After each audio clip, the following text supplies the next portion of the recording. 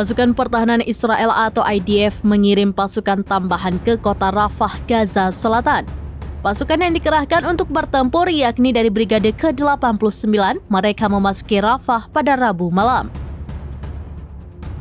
Demikian sebagaimana dilaporkan sejumlah surat kabar Israel pada Kamis 16 Mei 2024. Brigade ke-89 dikerahkan untuk bergabung dengan Divisi 162 yang telah beroperasi di bagian timur kota tersebut sejak awal bulan ini. Langkah ini dilakukan ketika pemerintah Israel menyetujui perluasan serangan di sana.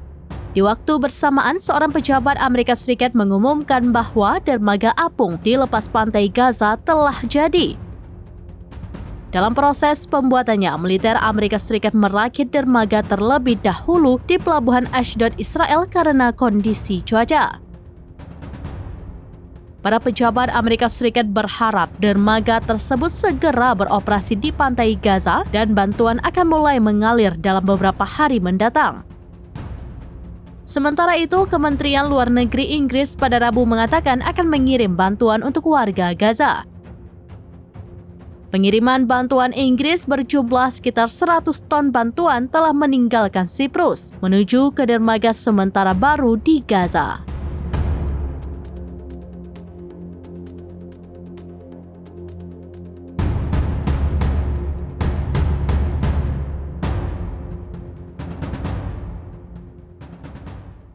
Download Tribun X sekarang, menghadirkan lokal menjadi Indonesia.